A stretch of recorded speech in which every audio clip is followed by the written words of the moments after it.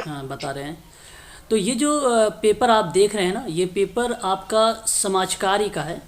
और मैंने आपको पहले भी बता रखा है कि सोशल वर्क का जो पेपर 2004 से 2023 तक का जो पेपर हुए हैं, सारे क्वेश्चन पेपर को मैं सॉल्व करवाऊंगा। तो ये जो पेपर आप देख रहे हैं, ये दिसंबर 2004 का पेपर है। आप टेलीग्राम पर जाइएगा, वहाँ पर देखिए, मैंने अभी अभी इस क्वेश्चन पेपर को भेजा है। आप लोग वहाँ पर जाकर देख भी सकते हैं इस क्वेश्चन पेपर को भी। ठीक है, तो बहुत ध्यान से आप लोग इसको सुनिएगा और बहुत ही स्वलीनता से हर एक प्रश्नों का जवाब दीजिएगा। और मैं आपको कुछ पॉइंट्स लिखवाऊंगा, उस पॉइंट्स को भी आप लोग नोट करिएगा। पहला प्रश्न हमारे सामने ये है, कह रहा है कि लॉर्ड बैंटिंग का वर्ष 1829 में यानी 1829 का नियमन, ये देखिए आपके सामने है 10 और ये 7 यानी एक प्रकार से 17। तो नियमन 17 निम्न के लिए बनाया गया था। पहला ऑप्शन था सती प्रथा पर रोक लगाया था, कि दूसरा ऑप्शन था कि विधवा पुनर्विवाह को प्रोत्साहन करने के लिए था, तीसरा ऑप्शन है कि बाल विवाह पर रोक लगाया गया था, कि चौथा ऑप्शन कहता है उपरोक्त में से कोई नहीं। जवाब बताइए कौन सा करेक्ट होगा, A B C D. Sir A. Option A sir. A sir option. Option A की तरफ आप सभी लोगों का झुकाव है क्वेश्चन नंबर पहले का, दिसंबर 2004 वाले प्रश्न का। सही जवाब आप लोगों का जो जाएगा वह ऑप्शन नंबर पहला ही करेक्ट जवाब है। सती प्रथा पे रोक लगाने के संबंध में ही है, यही जवाब आपका करेक्ट रहेगा। अब आप लोग इसके संबंध में कुछ महत्वपूर्ण तथ्यों को आप लोग नोट करना शुरू कर दें हर एक प्रश्न के पीछे।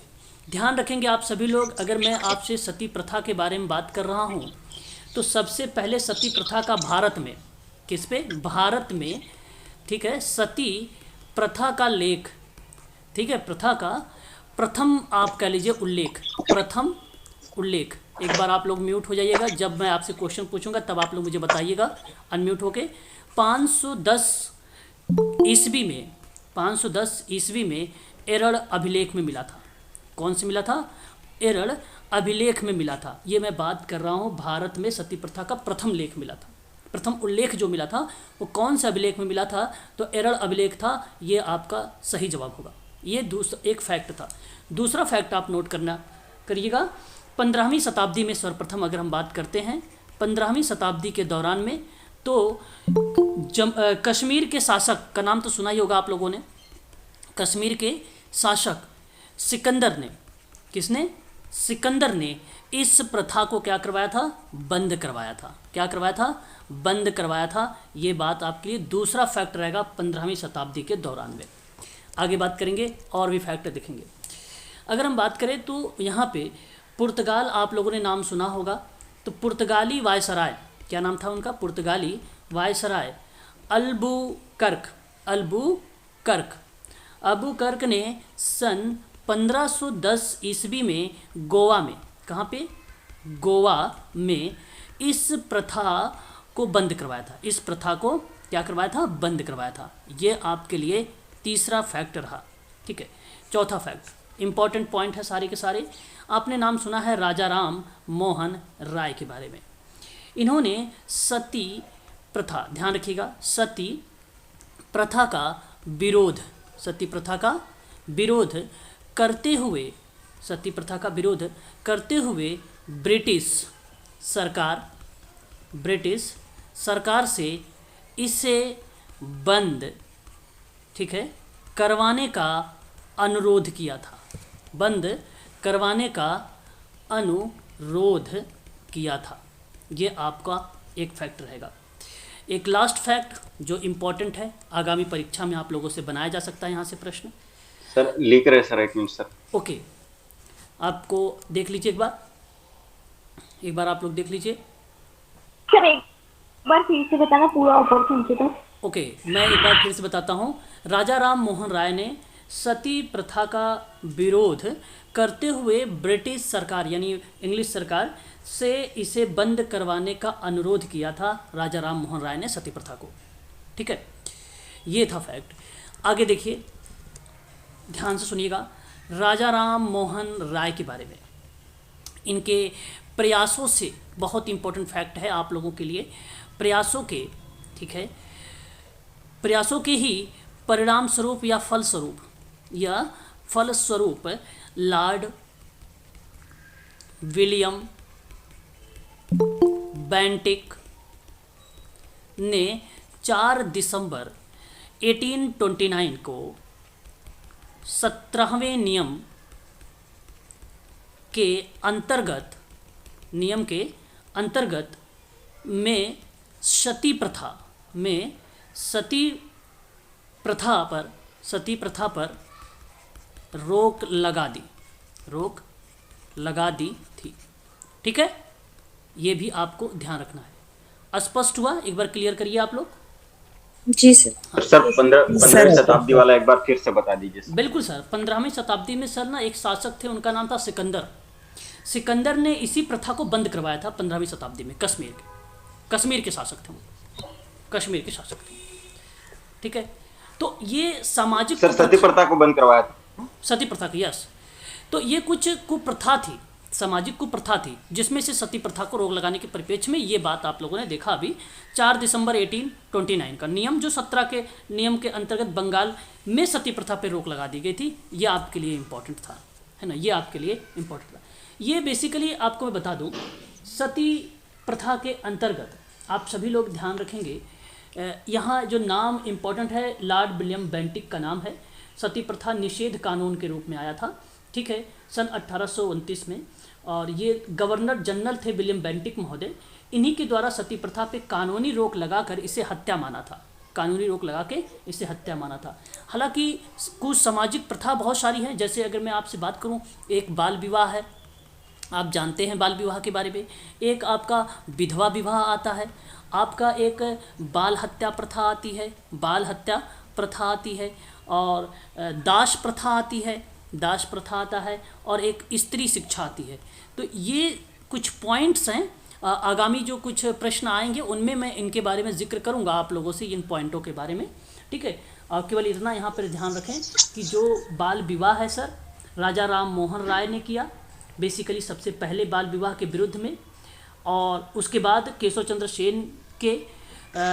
सेन ने इसके प्रयास से 1872 में देसी बाल विवाह अधिनियम पारित किया। तो कब देसी बाल विवाह अधिनियम पारित हुआ? तो ये नोट कर लीजिए, 1872 में। और इस अधिनियम में 14 साल से कम आयु की बालिकाओं और 18 वर्ष से कम आयु के बालक के विवाह को प्रतिबंधित करता था इस अधिनियम में। ये बात आप ध्यान रखेंगे, थोड़ा सा इम्पोर्टेंट था।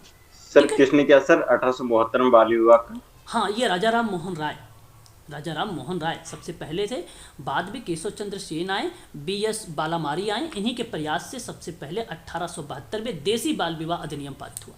और देसी बाल विवाह अधिनियम के अंतर्गत जो नियम बताए गए कि 14 साल से कम उम्र की जो बालिका होगी, 18 साल से कम आयु का जो बालक होगा, उनके विवाह पर प्रतिबंध लगाया जाएगा। इस तरीके की बात बाल विवाह में कही गई थी। ये इंपॉर्टेंट रहा है आप सबके लिए। दूसरी बात अगर हम करें तो विधवा विवाह के बारे में थोड़ी सी मैं आप लोगों को बता रहा हूँ, एक इंपॉर्टेंट पॉइंट, बाकी मैं आगे चर्चा डीप में करूँगा इसके बारे में। आपको बता दूं, विधवा पुनर्विवाह के क्षेत्र में सर्वाधिक योगदान कलकत्ता के संस्कृत कॉलेज के आचार्य ईश्वरचंद विद्यासागर की एक अहम भूमिका रही है। इन्होंने 1000 व्यक्तियों के हस्ताक्षर से युक्त एक पत्र जारी किया था, और वो पत्र भेजा था लॉर्ड डलहौजी को। किसको भेजा था? लॉर्ड डलहौजी को भेजा था। यह आपके लिए इंपॉर्टेंट रहेगा, ठीक है, ईश्वरचंद विद्यासागर के नाम। और ईश्वरचंद विद्यासागर ने जब उस समय पत्र भेजा लॉर्ड डलहौजी को, फिर उसी के परिणाम स्वरूप सरकार बदल गई, लॉर्ड कैनिंग आए। लॉर्ड कैनिंग ने 1856 में हिंदू विधवा पुनर्विवाह अधिनियम 15 पारित कर दिया। लॉर्ड कैनिंग ने पारित किया है, बात है, पत्र भेजा किसको है? डलहौजी को, और पारित किया किसने? लॉर्ड कैनिंग ने। ये बात ध्यान रखिएगा आप सभी लोग। और विधवा पुनर्विवाह पे कार्य किसने किया? तो प्रोफेसर DK कर्वे का नाम सुना होगा आपने, धो केशव कर्वे। उन्होंने विधवा पुनर्विवाह पर बहुत सराहनीय या पॉजिटिव कार्य किया है। इस पर DK कर्वे ने ही 1896 में विधवा आश्रम को पूना में स्थापित भी किया था। ये भी बात आपको पता होना चाहिए, ठीक है। उसी तरीके से एक बाल हत्या है ना। बाल हत्या प्रथा क्या थी? तो बाल हत्या प्रथा के संबंध में अगर हम बात करें तो राजपूत और बंगाल को अधिक प्रचलित थी वो वहाँ पे। तो 1785 ईस्वी में बंगाल नियम था, और वो नियम ध्यान रखिएगा आप लोग 21 था। यहाँ जैसे आप सती प्रथा में आप देख रहे हैं 17वां नियम ना, तो इसमें 21वां नियम था। और ये 21वां जो नियम था ये था आपका 1785 का, और 1804 में नियम 3 था। तो आप ध्यान से कि 1804 में नियम 3 और दूसरी बात आप यहाँ पे 1785 1785 में नियम 17 इसी के अंतर्गत कुप्रथा को समाप्त कर देने का सर 1785 में आपने 21वां नियम बताया था सर अभी। जी 1785 में 21वां नियम आएगा और 1804 में तीसरा नियम आएगा। ये बाल हत्या बंगाल वाला सर है ना? जी जी, बाल हत्या की प्रथा जो राजपूत और बंगाल में अधिक प्रचलित था, वहां पे मैं बात कर रहा हूँ उनके लिए। तो ये जो है इसी का कारण रहा कि विदेशी आक्रामक और सुयोग्य वरों की अपर्याप्तता की समस्या थी, यही रीजन था, है ना? तो ये सारी चीज़ें हैं, इसको हमें पता होना चाहिए। चलिए मैं अगला सवाल लेता हूँ क्वेश्चन नंबर 2 पे, है ना। देखिए ध्यान दीजिएगा, क्वेश्चन नंबर 2, निम्नलिखित कथनों पर विचार करना है, निम्न कोडों का अनुसार हमें उत्तर देना है। पहला सवाल, पहला कथन, द पुअर लॉज को इंग्लैंड में बनाया गया, क्या ये बात करेक्ट है? सत्य है सर। जी सर। जी सर। 1601 में, बिल्कुल करेक्ट जवाब। उसके बाद अगर हम बात करते हैं निर्धनों को अधिक अच्छी कार्य संबंधी परिस्थिति प्रदान करना हेतु, क्या ये बात करेक्ट लग रही है? बिल्कुल सही। ये भी करेक्ट है, दोनों करेक्ट है। अब बात है व्याख्या के लिए, मैंने आपको ट्रिक भी बता देता हूँ, ध्यान सुन लीजिए ट्रिक वाले बच्चे, थोड़ा सा म्यूट हो जाइए। जब आपको समझ में ना आए कि व्याख्या हो रही है नहीं हो रही है, तो ऐसी जगह पे आप ट्रिक को फॉलो करें। ट्रिक क्या लगाएंगे? द पुअर लॉज को इंग्लैंड में बनाया गया था। और ये क्यों बनाया गया था? क्योंकि निर्धनों को अधिक अच्छी कार्य संबंधी परिस्थिति प्रदान कर सके। जब दोनों में आप एक कथन पढ़ने के बाद क्योंकि लगाएंगे और क्योंकि लगाने के बाद स्टेटमेंट सही तरीके से बैठेगा, तो आप कह दीजिएगा कि व्याख्या हो रही है। या तो दूसरी बात, यहाँ पे दूसरा ट्रिक ये है कि द पुअर लॉज के बारे में क्या ये जो आर दिया गया है, ये आर ये कहना चाहता है कि भाई निर्धनों के अच्छे कार्य के संबंध में परिस्थिति प्रदान करना है। तो ये परिस्थिति प्रदान कैसे होगी? तो ये परिस्थिति प्रदान होगी जब द पुअर लॉज आएगा, और ये बात जब होती है सही, तब हम इसको कहते हैं कि ये व्याख्या हो रही है, तब हम कहते हैं इसकी व्याख्या हो रही है। तो ध्यान दीजिएगा, ऑप्शन नंबर पहला करेक्ट हो जाएगा। एक बार आप लोग इससे संबंध में भी थोड़ा सा फैक्ट को नोट करें, इंपॉर्टेंट चीज़ों को, है ना। आपको मैं बता दूं, इंग्लैंड में आप सबको पता हो भीख मांगना वर्जित था। इंग्लैंड में भीख मांगना वर्जित था।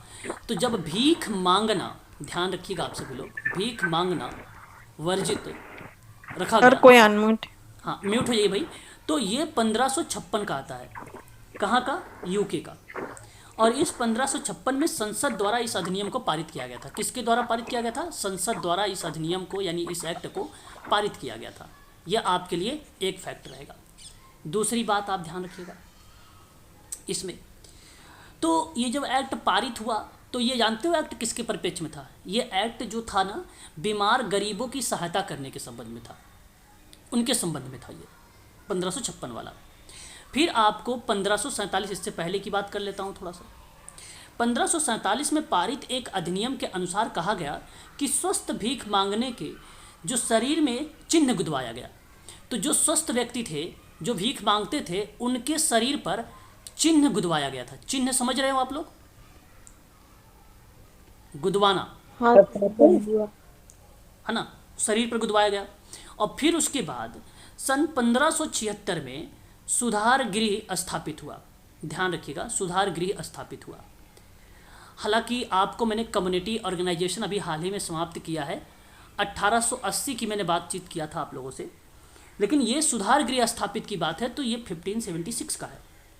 इसमें आप 3 शब्द याद रखेंगे, पटसन, पेपर में आता है, पटुआ, लोहा, एकत्रित किए गए। पेपर में ये सवाल आता है कि निम्नलिखित में से सुधार गृह में क्या स्थापित नहीं किया गया था या क्या एकत्रित नहीं किया गया था? तो पटसन होगा, जो है पटुआ होगा और लोहा होगा, ठीक है। और एक ऑप्शन ऐसा रहेगा, उसको एलिमेंट कर दीजिएगा, ठीक है, ध्यान रखिएगा। और उसके बाद एक और फैक्ट देख लीजिए, आपसे अगर हम बात करें 1601 निर्धन कानून को 43A एलिजाबेथन के नाम से भी जाना जाता है। ये बात आपको अच्छे से पता है। इसमें 3 प्रकार के निर्धन थे। कितने प्रकार के निर्धन थे? 3 प्रकार के निर्धन थे। एक निर्धन जो था वो स्वस्थ शरीर वाला था, है ना। जो दूसरा निर्धन था वो शक्तिहीन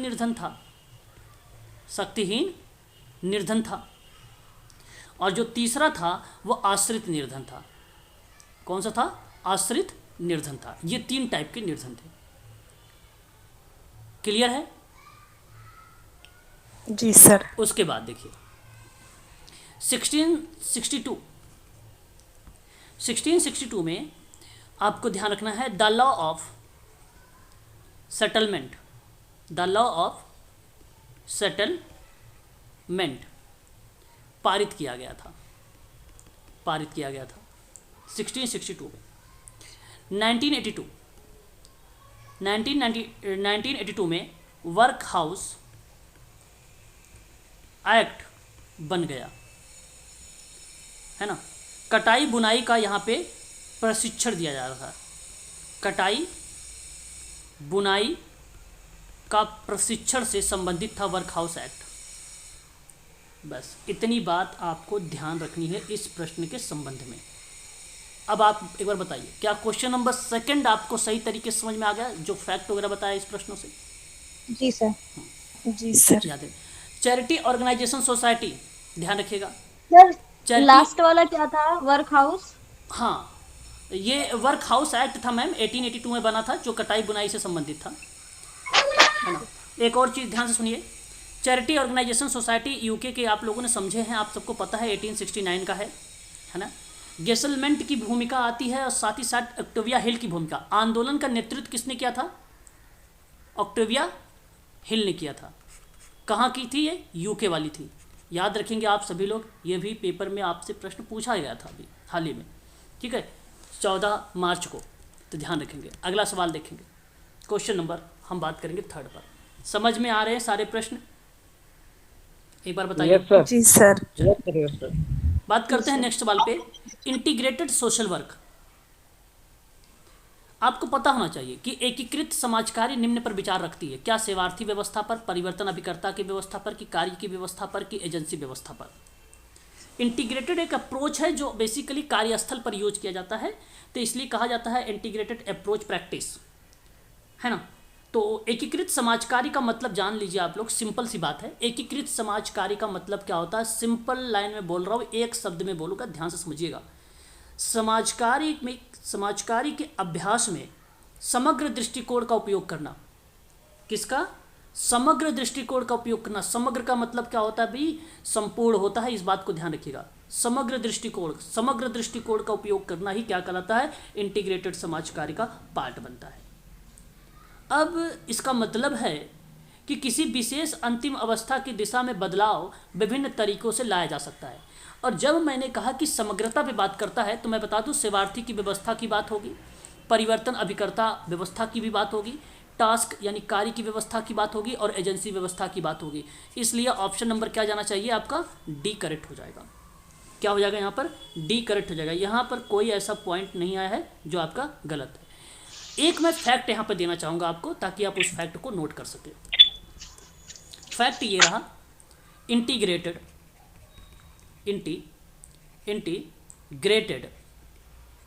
सोशल वर्क प्रैक्टिस, यह मॉडल है एक।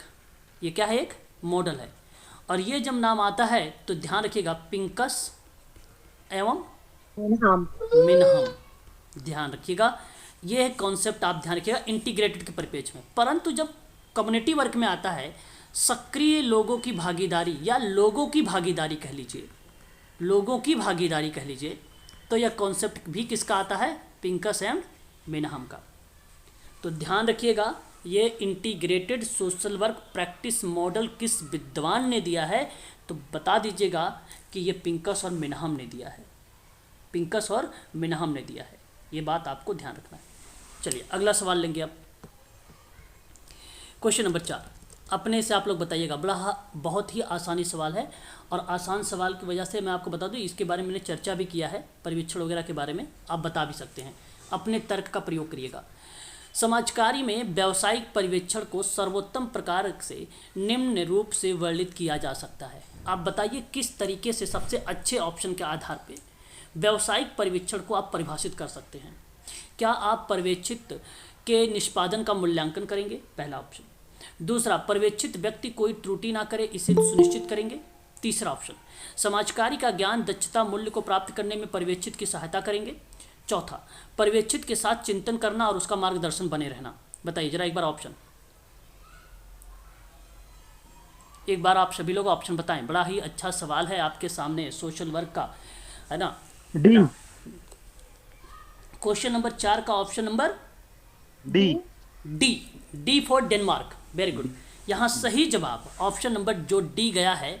मैं अगर आपसे बात करूँ तो ध्यान रखिएगा, मैंने सोशल वर्क में हमेशा आप लोगों को बोला हूँ कि सामाजिक कार्यकर्ता की जो भूमिका होती है सोशल वर्क में, वो बेसिकली वैज्ञानिक ज्ञान पर आधारित है, चिंतन पर आधारित है, दक्षता पर आधारित है, कौशल पर आधारित है, ठीक है, सुव्यवस्थित ज्ञान पर आधारित है, सिद्धांत पर आधारित है, तकनीक पर आधारित है, मार्गदर्शन पर आधारित है। यह सभी चीज़ें मैंने आपको पहले भी बता रखा है, जो ऑप्शन सी और डी में दिखाई दे रहा है। इस वजह से मैं ऑप्शन नंबर डी का चुनाव करूँगा, ठीक है। Option number D is the right answer होगा, ठीक है।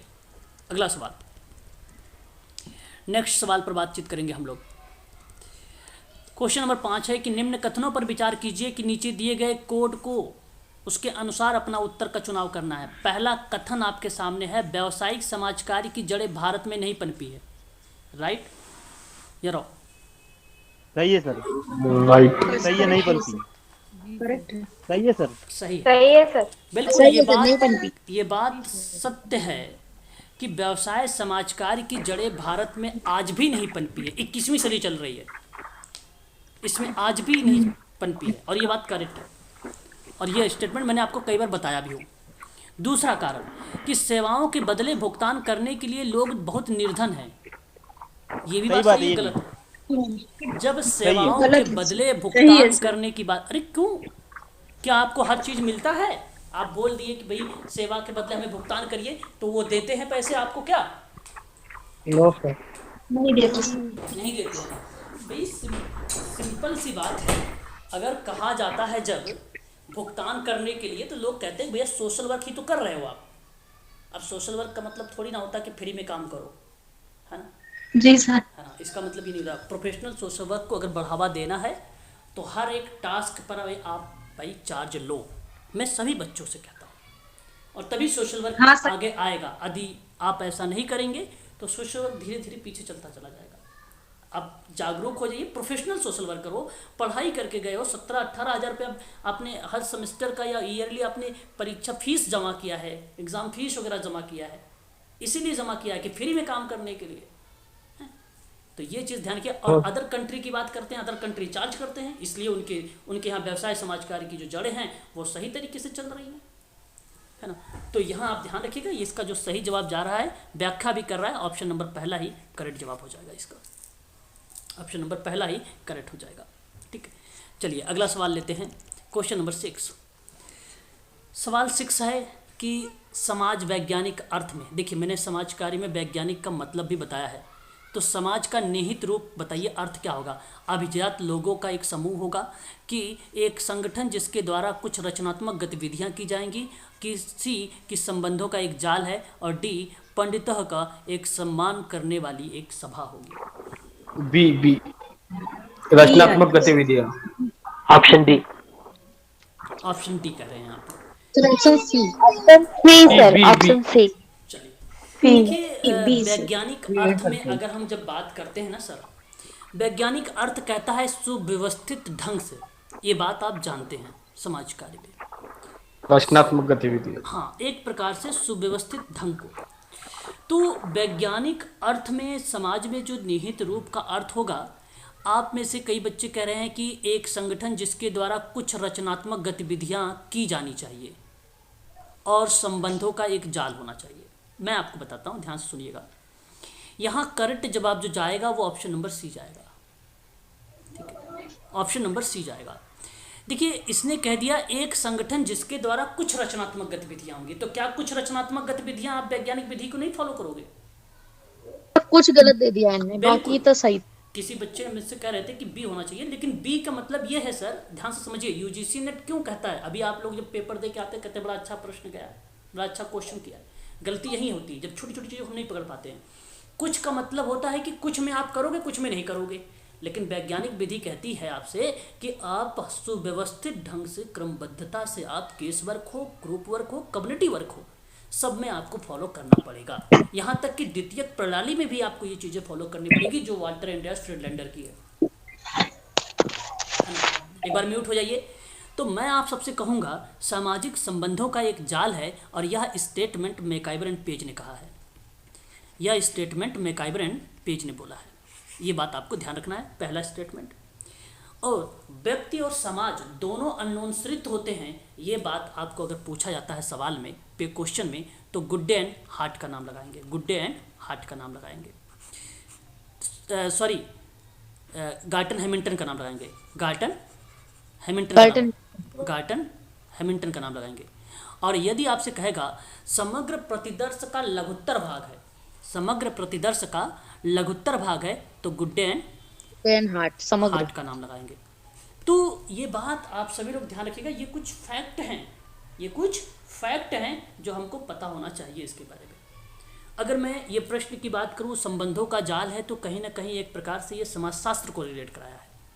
अब समाजशास्त्र को रिलेट कराया है तो थोड़ा सा आप लोग जानिए इसके बारे में।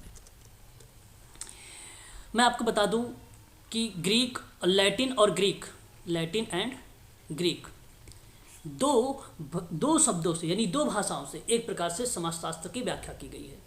लैटिन में जब सोशियस शब्द बताया गया तो उसका मतलब बताया गया, सोशियस शब्द को जो अर्थ बताया गया वो बताया गया समाज से।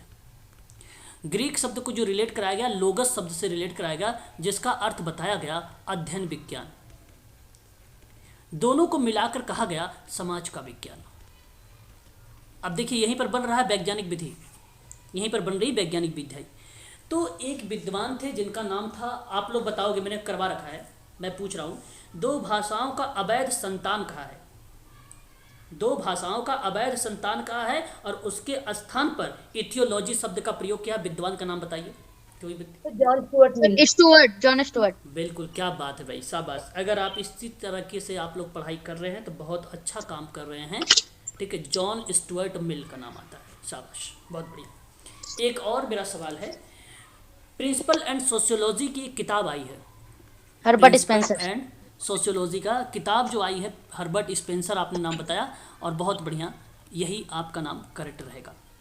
आपको बताना है अगस्त काम्टे ने एक सोशल फिजिक्स दिया था सन 1838 में, और उस समय समाजशास्त्र का उन्होंने अध्ययन किया था, ठीक है। ये चीज़ें हैं कुछ आपको पता होना चाहिए। समाजशास्त्र के जनक कौन है ये एक बार बताइए, तो फिर मैं अगला सवाल पे चलता हूँ। Auguste Comte. Very good. अगला सवाल आपके सामने सामाजिक परिवर्तन को रिलेट कराया जा रहा है। अब सामाजिक परिवर्तन को जो रिलेट करवाया जा रहा है आप लोगों से, ध्यान दीजिएगा।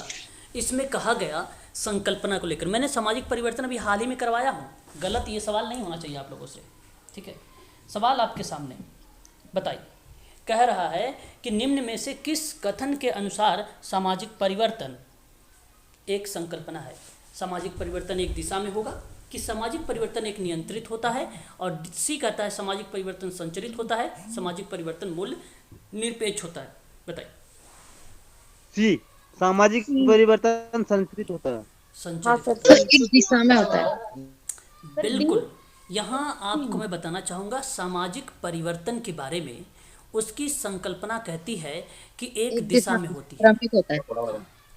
सामाजिक परिवर्तन का प्रिंसिपल पता होगा, मैंने कल आप लोगों को किसी बच्चे ने पूछा था तो मैंने बताया था एक रेखी वाला भी चक्री वाला।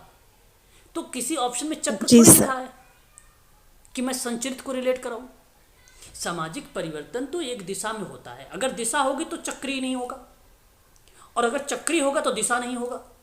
तो जब चक्री नहीं तो दिशा है, इसलिए आपका ऑप्शन पहला करेक्ट हो जाएगा, है ना। तो रेखीय सिद्धांत पर आधारित है ये दिशा निर्देशित वाला।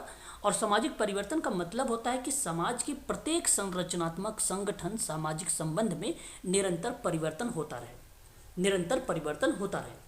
तो निरंतर परिवर्तन की बात करता है, इसलिए आपका ऑप्शन नंबर पहला करेक्ट हो जाएगा 7 का। सर संरचित मतलब थोड़ा बताइए। संचरित एक प्रकार का स्ट्रक्चरल को रिप्रेजेंट करता है।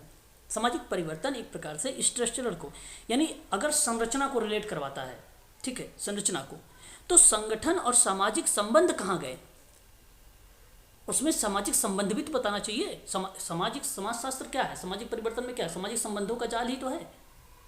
है ना। तो इसलिए संगठन, सामाजिक संबंध निरंतर परिवर्तन होता रहता है, तब जाके संचरित होता है, जो कि प्रश्न अधूरा है। प्रश्न का जो ऑप्शन है वो सी वाला, वो अधूरा है, और इस वजह से सी को काट दिया जाएगा, ए को प्राथमिकता दिया जाएगा और ए ही करेक्ट रहेगा। क्वेश्चन नंबर 8, निम्न में से कौन सा समाज विकास क्रम के सही रूप में दर्शाया गया है। बड़ा ही अच्छा सवाल और फैक्ट पर आधारित है ये।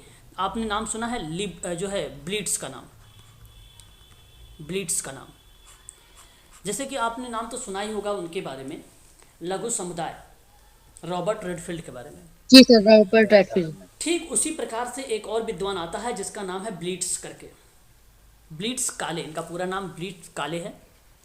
अब ये महोदय कहते हैं कि समाज विकास जो होता है ना वो क्रम में होता है। कैसे? एक परिवार होता है पहले नंबर पर, दूसरे नंबर पर जनजाति होती है, तीसरे नंबर पर गांव होता है, चौथे नंबर पर शहर होता है, पांचवें नंबर पर राष्ट्र होता है। जरा देखिए कहीं पर दिया गया है इस तरीके का क्रम। सर ऑप्शन ए, जनजाति, गांव, शहर, ऑप्शन नंबर ए दिया गया है। और जो कि यहाँ पे देखिए दूसरा, तीसरा और ये हो सकता है इस बार आपको गांव एलिमेंट कर दे, परिवार, जनजाति और राष्ट्र दे दे। ध्यान रखिएगा, ऐसा भी प्रश्न बनाया जा सकता है, ये फैक्ट है। सर एक बार बताइए सर प्लीज। क्या बताया? जनजाति, गांव, जनजाति जो आपने अभी क्रम बताया। हाँ, मैंने क्रम बताया, परिवार, जनजाति, गांव, शहर, राष्ट्र। और पेपर में आगामी परीक्षा में ऐसा भी हो सकता है कि गांव को हटा दिया जाए तो परिवार, जाति, राष्ट्र ऐसे भी ऑप्शन में आ सकते हैं।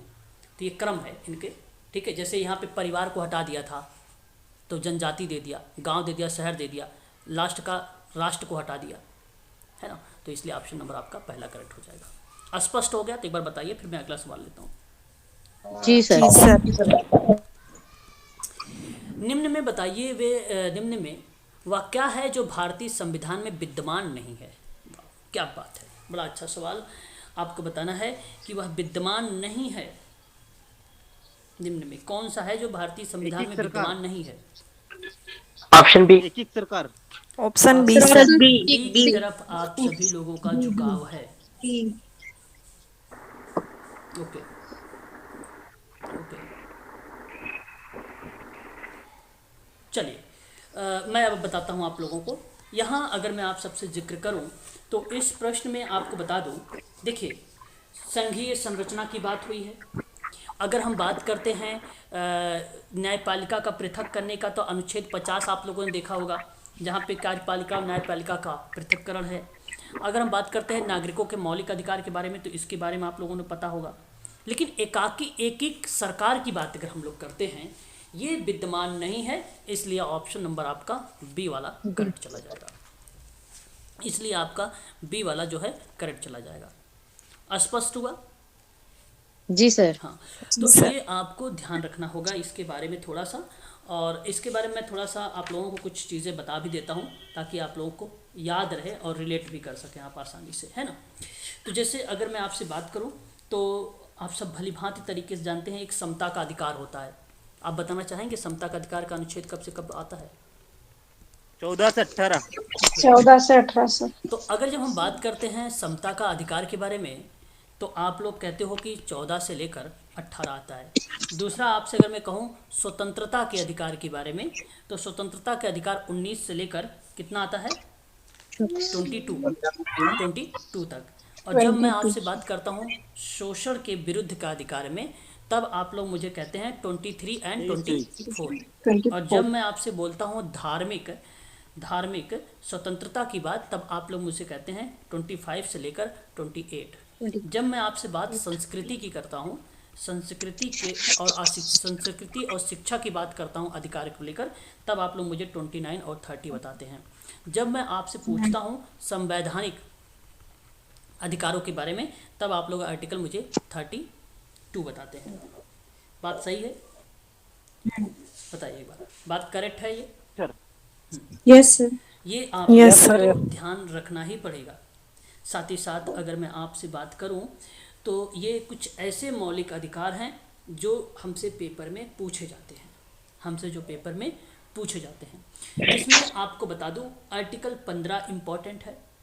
आर्टिकल 15 आपसे क्या बोलता है उसको ध्यान से समझ लीजिएगा। वो कहता है कि नस्ल, धर्म, जाति, लिंग, जन्म स्थान के आधार पर भेदभाव का निषेध, भेदभाव का निषेध जो आर्टिकल 15 बताता है। आर्टिकल 17 इम्पॉर्टेंट है जो अस्पृश्यता का अंत को बताता है। आर्टिकल अगर हम बात करें आप लोगों से तो आपके सामने एक 21 का ए आता है। 21 का ए जो 6 से 14 वर्ष की आयु के समस्त बच्चों के राज्य विधि द्वारा अवधारित निःशुल्क और अनिवार्य शिक्षा उपलब्ध कराने की बात करता है। इसका संशोधन भी हुआ है, 86वां संविधान संशोधन 2002। उसके बाद आपका आता है एक अनुच्छेद आपका 23, जैसा कि आपको भली भांति तरीके से मालूम है। 23 में मैंने आपसे बताया है कि किसी व्यक्ति की खरीद, बिक्री, बेगारी और इसी प्रकार के अन्य जबरन श्रम के प्रकारों को प्रतिबंधित करता है यह अधिकार।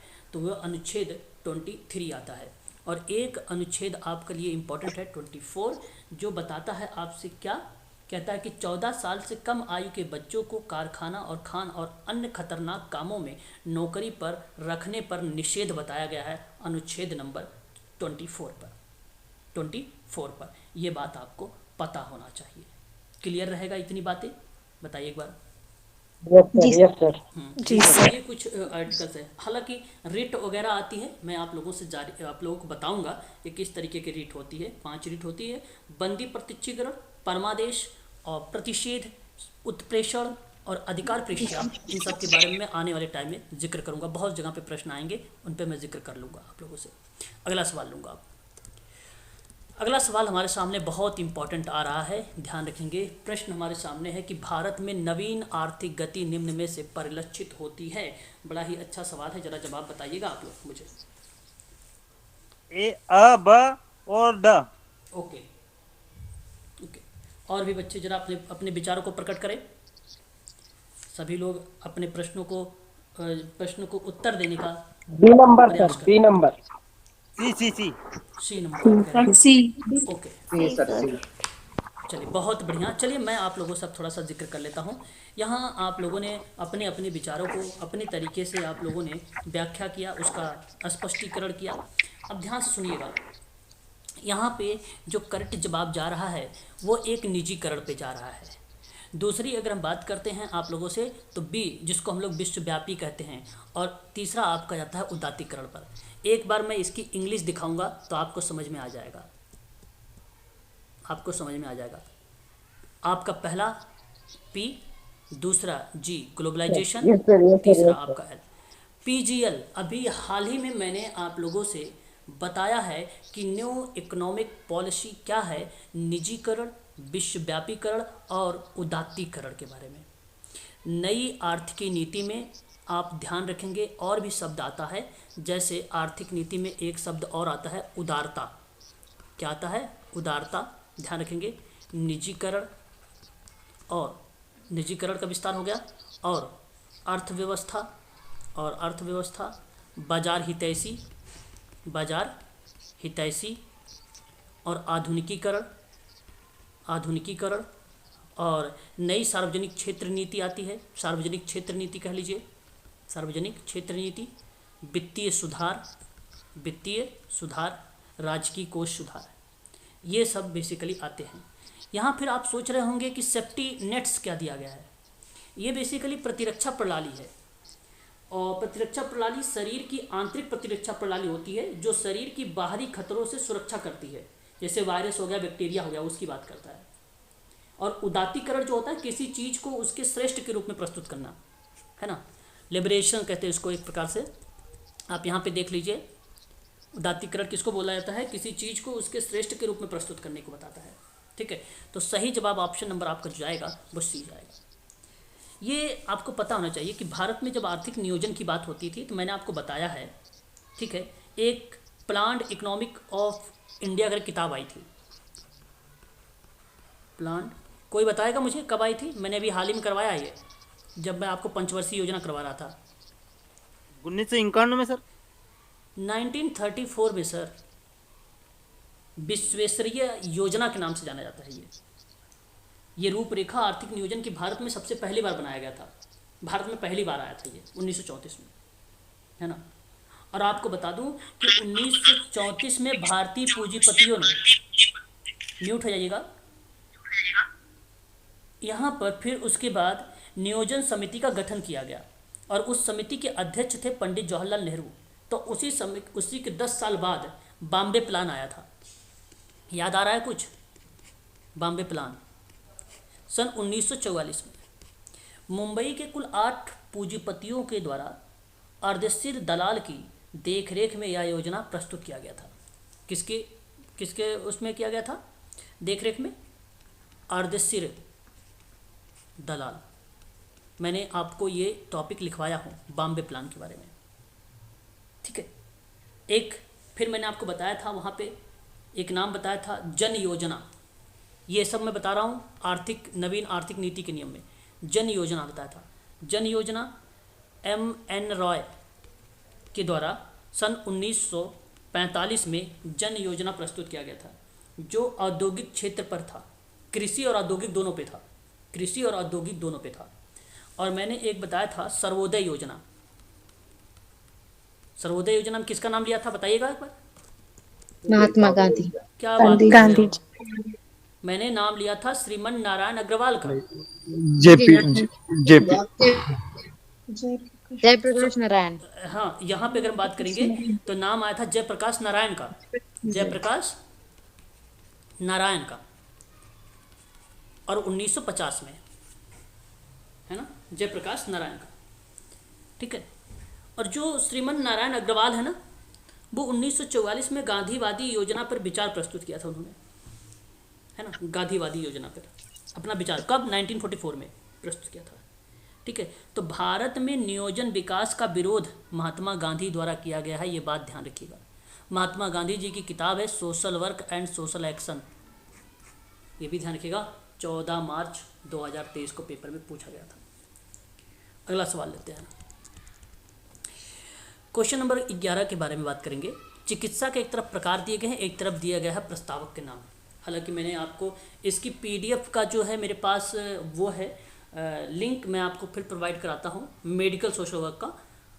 वहाँ पर सारी थेरेपी मिल जाएगी, सारी थेरेपी मिलेंगी और शॉर्ट टाइप में बनाया गया है। आप उसको चाहो तो देख भी सकते हो, ठीक है। मैं आपको प्रोवाइड करा दूंगा, आप देख लीजिएगा। तो देखिए एक बार जरा सेवार्थी केंद्रित चिकित्सा के बारे में। तो सेवार्थी केंद्रित चिकित्सा कार्ल रोजर्स कहाँ है? अच्छा, यहाँ पे कार्ल रोजर्स यहाँ पे है। तो कार्ल रोजर्स की बात आती तो 1940 और 50 के दशक में आता है, 40 और 50 की बात होती है। व्यवहार चिकित्सा की बात कर लेते हैं। तो व्यवहार चिकित्सक जोसेफ वाल्प का नाम आता है। किसका नाम आता है? जोसेफ वाल्प का। कब आता है? 1900 में आता है नाम, और 1950 और 1960 इतने में इनको हमें देखने को मिलता है व्यवहार चिकित्सा को लेकर। समव्यवहार विश्लेषण एरिक बर्न, नाम आता है 1950 में। और रियलिटी थेरेपी की बात अगर हम करते हैं तो विलियम ग्लासर का नाम आता है, और ये अगर जिक्र करते हैं तो वर्ष आता है 1965, 1965, ठीक है। ये बात आप लोगों को ध्यान रखिए। बताइएगा जरा एक बार ऑप्शन कौन सा करेक्ट गया है? ऑप्शन ए आपका करेक्ट चला जाएगा, बिल्कुल। सर व्यवहार चिकित्सा में BF स्किनर भी आता है ना? हाँ, BF स्किनर भी आता है, बट यहाँ पे BF स्किनर अगर ऑप्शन में नहीं है तो जोसेफ वाल्प का नाम लगाएं आप, वो करेक्ट रहेगा। तो वो व्यवहारवाद में अगर जो है उन्होंने व्यवहार मॉडिफिकेशन की बात किया था, विलियम BF स्किनर की बात करते हैं तो, है ना। यहाँ थेरेपी है तो बिहेवियर थेरेपी में जोसेफ वाल्प का नाम लेंगे तो सबसे बढ़िया रहेगा, क्योंकि उससे सर्वोच्च माना जाता है जोसेफ वाल्प को, ठीक है। और मॉडिफिकेशन की बात होती है तब वो सर्वोच्च हो जाता है यहाँ पे, ठीक है। ये टॉपिक मैंने करवा दिया है, ये टॉपिक मैंने समाज के स्तर है। मैंने पहले जब सोशल वर्क की क्लास स्टार्ट किया था, पहली PDF जो बनाया था उसमें आपको ये तीनों चीज़ों के बारे में बताया था, ठीक है। ध्यान रखिए, अगर याद आ रहा तो ठीक है, नहीं याद आ रहा तो यूनिट नंबर 1 का PDF में देखिएगा, वहाँ पर आपको मिल जाएगा। अंतक्षेप का स्तर है एक तरफ है सामाजिक कार्यकर्ता की क्रियाओं पर आधारित है। एक लघु स्तर है, मध्य स्तर, बृहद स्तर। लघु स्तर को हम लोग बोलते हैं MICRO, माइक्रो लेवल। मध्य स्तर को हम लोग क्या बोलते हैं? मीसो। मेसो। और बृहद स्तर को हम लोग क्या बोलते हैं? Micro macro. बोलते हैं। अब ध्यान दिखिएगा कि जो लघु स्तर है वो सामाजिक बातचीत पर केंद्रित होता है, तो इसलिए एक अपंग व्यक्ति के साथ आपका करेक्ट रहेगा ये छोटा। ठीक है, सूक्ष्म स्तर है, परिवार वगैरह से बातचीत, परामर्श, काउंसलिंग वगैरह आती है ना परिवार की, तो वो लघु ही माना जाता है अभ्यास का। मध्य स्तर की बात अगर हम लोग करते हैं तो समूह, समुदाय, संस्थाओं का जो है एक प्रकार से समाधान या अध्ययन करने की बात करता है, तो इसलिए मैं कहूँगा जल संग्रहण के लिए पंचायत के साथ कार्य करना एक प्रकार से क्या कहलाता है? मध्यम स्तर कहलाता है। बृहद स्तर की बात करता हूँ तो कैंसर के अम्ल सहायक समूह के लिए साथ कार्य करना होता है ये। ठीक है, मतलब इसमें बड़े पैमाने पे समाज की एक देखने के लिए बात होती है, देख रेख की बात होती है। ये सीधा सीधा मैच हुआ है, इसलिए ऑप्शन नंबर आपका करेक्ट रहेगा, पहला वाला। बाकी आपको पता होना चाहिए कि एक पारिस्थितिकी का मॉडल है, ब्रोफेन ब्रेनर ने दिया है, वहाँ पे इन्होंने 5 लेवल पर बात किया है। ठीक है, मैं आप लोगों से जिक्र करूंगा उन 5 लेवल के बारे में। हालांकि मैंने क्लास आप लोगों को दे दिया है, पीडीएफ भी दे दिया है ना, लेकिन जब प्रश्न आएगा मैं वहाँ पर जिक्र करूंगा उसके बारे में। बट वो प्रश्न इससे रिलेट नहीं कर रहा है, ये अंतःक्षेप के स्तर को बता रहा है। ठीक है, क्वेश्चन नंबर नेक्स्ट। चिकित्सा की गेस्टाल्ट प्रणाली के साथ निम्न में से कौन सा संबंध होगा? सीआर रोजर्स होगा, सिगमंड फ्रायड होगा, कि पल्स अलोरा होंगे, कि बीएफ स्किनर होंगे? बताइए। सर ऑप्शन सी, लोरा और पल्स। ओके, ऑप्शन सी कह रहे हैं। C option. बिल्कुल यहाँ पे करेक्ट जवाब आपका जा रहा है सी की तरफ। बात अगर हम करते हैं एफएस पल्स और लॉरा पी पल्स, दोनों मियाँ बीबी हैं, है ना, वाइफ हस्बैंड है। जी दोनों सर। ये गेस्टाल्ट इन्होंने जो है प्रणाली दिया है, सिस्टम दिया है, थेरेपी दिया है, और यही करेक्ट जवाब रहेगा इनका। सीआर रोजर्स का तो परिवार के सदस्यों के साथ खोजने के लिए जनगणना का रिकॉर्ड की बात जब 1940 में किया था, तो वो उन्होंने व्यक्ति केंद्रित पर बात किया था। और सिगमंड फ्रायड की बात करते हैं तो सिगमंड फ्रायड मनोविश्लेषणात्मक सिद्धांत के बारे में बात किया था। 2 मूल प्रवृत्तियां थी इसकी, इरोस और थेनाटोस, और साथ ही साथ इसके क्रम देखने को मिलता है अवस्थाओं को लेकर, जो मैंने आप लोगों से जो जिक्र किया था। ठीक है, oral anal stage, latency stage, phallic stage, है ना, और एक लास्ट स्टेज जो होती है वो आपके जनेंद्रिय अवस्था को रिलेट कराती है। ठीक है, तो ये तो मैंने बताया भी, 13-14 इसकी रक्षा युक्तियाँ हैं। ठीक है, प्रतिगमन दमन क्या होता है इनके बारे में भी जिक्र कर चुका हूँ। फिर एक आता है बीएफ स्किनर का नाम। बीएफ स्किनर का नाम तो व्यवहारवाद में फेमस पर्सन है ये, बिहेवियर मॉडिफिकेशन में। और ओसीटी की एक थ्योरी है, ऑपरेंट कंडीशनिंग थ्योरी, सफ़ेद चूहे पर जिसने खोज किया था, सक्रिय अनुबंधन का सिद्धांत, वो नाम आता है बीएफ स्किनर का। ठीक है, याद रखेंगे। बाकी और भी है, इवान पैट्रिक पावलाव का भी नाम आता है, थॉर्नडाइक का नाम भी आता है। ठीक है, अल्बर्ट बेंडूरा हो गया। ठीक है, ये सारे जो है नाम हमें देखने को मिलते हैं। गेसल कोनफ्का वगैरह भी वहाँ पर मिल जाते हैं। ठीक है, वर्धिमर वगैरह जो गेस्टाल्ट थेरेपी दिया है। बात करते हैं क्वेश्चन नंबर 14 के बारे में। पारंपरिक हिंदू धारणा के अनुसार विवाह क्या होता है? बड़ा ही अच्छा सवाल है, बताइए जरा। एक धार्मिक संस्कार। एक धार्मिक बी ऑप्शन। Yes sir. ये जो आप देख रहे हैं रुमानी मिलन, रुमानी मिलन नहीं होता, लव मैरिज एक प्रकार का, है ना, रोमांटिक यूनियन एक प्रकार से आप कह सकते हो। ठीक है, तो एक स्वतंत्र या संघ कानूनी या धार्मिक या मान्यता, या अगर हम बात करें विनियमन के बिना 2 या 2 से अधिक व्यक्तियों के बीच में एक रुमानी मिलन की प्रक्रिया को भी हम लोग जो है वहाँ पे रिप्रेजेंट करते हैं। और एक संविदा है, संविदा का मतलब अगर हम जिक्र करते हैं तो यह एक प्रकार से कॉन्ट्रैक्ट की बात करता है ना, जैसे अनुबंधन, इकरारनामा, है ना। तो आपको पता होगा भारतीय अनुबंधन एक्ट कब आया था? 1872 में आया था, 1872 में आया था। तो यह एक कानून है जो बाध्यकारी समझौता है, जो अपने पक्ष के बीच में अधिकारों और कर्तव्यों को परिभाषित करता है, बेसिकली एक संविदा है। ठीक है, तो ऑप्शन नंबर आपका जो जाने वाला है वो विवाह जो है एक प्रकार का धार्मिक संस्कार है, इसलिए ऑप्शन नंबर बी आपका करेक्ट रहेगा यहाँ पर। ठीक है, क्वेश्चन नंबर 15 में आप देखिए जरा, कह रहा है कथन में कि एक स्वस्थ परिवार का अनिवार्य अभिलक्षण है और इसकी संहिति, बताइए क्या करेक्ट या गलत? देखिए, एक स्वस्थ परिवार का अनिवार्य अभिलक्षण, इसकी संहिति, संहिति का मतलब इसमें इन्वॉल्व चीज़ है, इन्वॉल्व चीज़ें इसके साथ इन्वॉल्व हो स्वस्थ परिवार के लिए।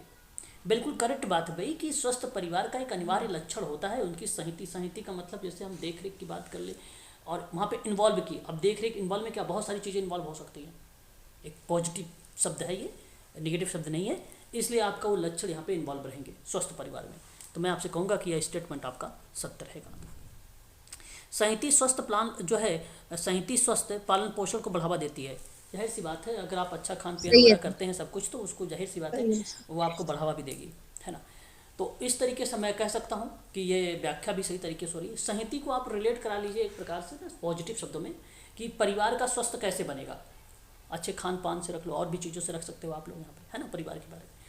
तो जैसे भी अगर कोई क्लाइंट अगर आपके पास आता है केस वर्क या ग्रुप और कम्युनिटी वर्क के लिए, तो आप बताते हैं, सजेस्ट भी करते हैं कि भाई अच्छा पानी पीना चाहिए, है ना, दूषित पानी नहीं पीना चाहिए, अच्छे भोजन ग्रहण करने चाहिए, है ना, ये सारी चीज़ें आप बताते हैं। वही चीज़ें से यहाँ पे ये प्रश्न एक प्रकार का अप्लाइड टाइप का है ना। तो मैं आपसे कहूँगा कि यहाँ पे करेक्ट जवाब हो जाएगा ऑप्शन नंबर ए, पहला वाला। ठीक है। क्वेश्चन नंबर देखिए 16, संकेत दीजिए कि निम्न में से कौन सा व्यक्तिगत समाज कार्य सेवा का पूर्वानुमान नहीं है। मतलब उससे पहले का कौन सा पूर्वानुमान नहीं हो सकता है। देखिए, मानव आदरणीय है, ये बात आप सहमत होंगे। ये पहले से हम लोग बना लेते हैं ना, हर एक मानव आदरणीय है, भाई जाहिर सी बात है, हर एक व्यक्ति को सम्मान करना चाहिए, ये बात है कि नहीं है, केशवक में ऐसा होना चाहिए। और मानव परिवर्तन हो सकता है, बात सोशल वर्कर के तो दिमाग में ही तो होना ही चाहिए, जहन में हमेशा, कि भाई हम सेवार्थी को, समूह को, समुदाय को परिवर्तित कर देंगे, तो मानव परिवर्तित होता ही है। और ये बात सार्वभौमिक सत्य है, क्योंकि हर एक व्यक्ति यूनिक होता है। यूनिक का मतलब व्यक्तिकरण का सिद्धांत पाया जाता है, इसलिए परिवर्तित तो होता ही रहता है, इसलिए आपका ये भी करेक्ट रहेगा। अब देखिए, दो ऑप्शन ऐसे हैं, यहाँ पे ट्रिक आप समझ सकते हैं कि जब प्रत्येक शब्द आए तो आप इसे एलिमेंट करिए, लेकिन अब प्रश्नों को ज़रा समझने का प्रयास करिएगा। मेरी आवाज़ जा रही है clear? Yes sir, yes sir. जी सर। ओके। राजकुमारी जी कह रही हैं भैया कि वीडियो का लिंक भेज दीजिएगा सर। अच्छा जी।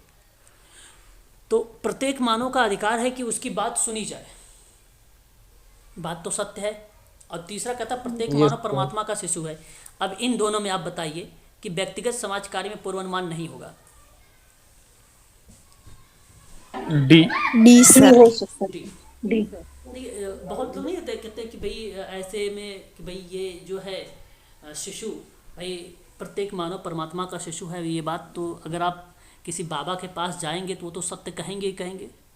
लेकिन वैज्ञानिक विधि फॉलो हो रही है, निपुणता फॉलो हो रही हैं, अनुभव फॉलो हो रहा है, समानता का अवसर दिया जा रहा है, तो ऐसे जगह पर ऑप्शन डी को प्राथमिकता नहीं दी जाएगी। क्योंकि आप स्टूडेंट हैं, शिक्षक हैं, अब प्रोफेसर बनने वाले हैं, तब अब आप ऐसे थोड़ी कह सकते हैं। आप अगर मान लीजिए किसी को कोई टाइप की बीमारी है व्यक्ति को, और उसको थोड़ी ना आप कहेंगे कि ये ऊपरी बवाल है। ऊपरी बवाल समझते हो ना आप, हैं? ऊपरी बवाल का मतलब होता है कि देवी देवताओं का वर्चस्व लहर रहा है उसके ऊपर, ये समझ लीजिए एक प्रकार से। तो ये तो कहना उचित नहीं होगा ना। तो इसलिए मैं कहूँगा कि परमात्मा का शिशु, ये गलत हो जाएगा।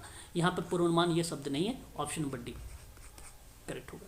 और मानव अधिकार है क्योंकि उसकी बात सुनी जानी चाहिए। और यहाँ पे प्राथमिकता अगर आप देंगे भी, देखिए तो सी और डी में प्राथमिकता किसको देंगे आप? सी को पहले देंगे, है ना, क्योंकि पॉजिटिव शब्द भी है और ये सुनना भी चाहिए, है ना।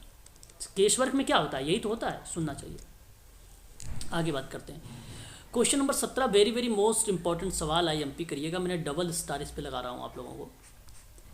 पहला है मनोविश्लेषण आत्मक जो थ्योरी आई थी वो कब आई थी? तो ये आई थी 1920 में, सिगमंड फ्रायड की। आर्थिक घटक की बात अगर हम लोग करें तो ये बात 1930 के दशक की बात करता है। अहम मनोविज्ञान अन्ना फ्रायड का है, जो है ईगो साइकोलॉजी। ये जिक्र हुआ था कब? 1900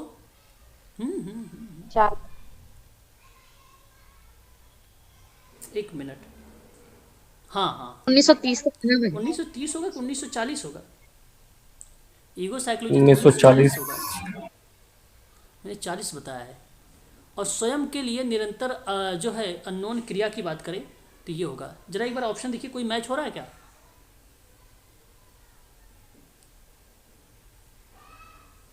कोई मैच हो रहा है? Option B. Option B. Option B, पहले का तीसरे में, दूसरे का पहले में, तीसरे का दूसरे में, चौथे का चौथे में। बिल्कुल करेक्ट जवाब ऑप्शन नंबर बी। बिल्कुल बी ऑप्शन को आप प्राथमिकता देंगे, करेक्ट रहेगा। कोई डाउट यहां तक अगर हो तो पूछ लीजिए। No sir, no. नहीं डाउट है ना? चलो बहुत बढ़िया है फिर तो। डी का मतलब क्या है? किसका मतलब? सर ये जो डी वाला है, जी स्वयं से लेकर निरंतर। स्वयं से लेकर निरंतर अननोन क्रिया, परस्पर क्रिया, रेसिप्रोकल थ्योरीज, है ना, रेसिप्रोकल थ्योरीज को रिप्रेजेंट करता है ये। आपने सोशल ग्रुप वर्क पढ़ा होगा, मैंने पढ़ाया है आप लोगों को मॉडल, है ना, उनमें उन्हीं को रिलेट करता है स्वयं से लेकर निरंतर अननोन क्रिया को। ठीक है, 1980 का दशक है ये। Option number B. चलिए अगला सवाल देखिए, ये भी सवाल अच्छा है, 18 नंबर का। व्यक्तिगत समाज कार्य में संबंध सूची 1 सूची 2 को मिलाइए जरा। व्यक्तिगत सेवा कार्य का नियम किसको रिप्रेजेंट करेगा? सेवा कार्य का नियम किसको प्रस्तुत करना है? आत्मनिर्धारण। बिल्कुल सही बात है। व्यक्तिगत सेवा कार्य का उपकरण किसको रिप्रेजेंट करेगा? स्पष्टीकरण। पूर्वानुमान किसको रिप्रेजेंट करेगा? आत्ममूल्य। मूल्य। और व्यक्तिगत सेवा कार्य की प्रक्रिया निर्धारण। तो प्रक्रिया निर्धारित होती है, उपकरण स्पष्टीकरण होता है, पूर्वानुमान आत्ममूल्य होता है, और नियम जो होते हैं आत्मनिर्धारण होते हैं। बाकी तो ये कुछ है ही नहीं, यही 3-4 शब्द हैं जो हैं वो साइड के, इन्हीं को रिप्रेजेंट करना था। ऑप्शन जरा बताइएगा कौन सा करेक्ट जा रहा है? बी। बी करेक्ट हो जाएगा। आगे बात करते हैं, देखिए व्यक्तिगत समाज कार्य में स्नेही आगंतुक, नाम सुना होगा, फ्रेंडली विजिटर का। जी सर। है ना। सन 1899 में 1899 में Mary Richmond among the poor करके किताब लिखा था उस पर, तो उसी के संबंध में ये विकसित हुआ था। तो ये किस परिप्रेक्ष्य में हुआ था? क्या मैं बात ये कह सकता हूँ ये अमेरिका का विद्वान है मैरी रिचमंड, तो क्या मैं ये बोल सकता हूँ अमेरिकी दान संगठन और परिलक्षित सामुदायिक कार्यकर्ता के रूप में हुआ था? यही करेक्ट है। जी सर, पहला यही सही करेक्ट है। प्रारंभ में जो है स्वयंसेवी व्यक्तिगत कार्यकर्ता की बात गलत है। व्यक्तिगत सेवा कार्य की जो जड़ें हैं वैतनिक कार्यकर्ता, ये भी गलत हो जाएगा आपका, ये भी गलत है। ऑप्शन पहला ही करेक्ट रहेगा यहाँ पर।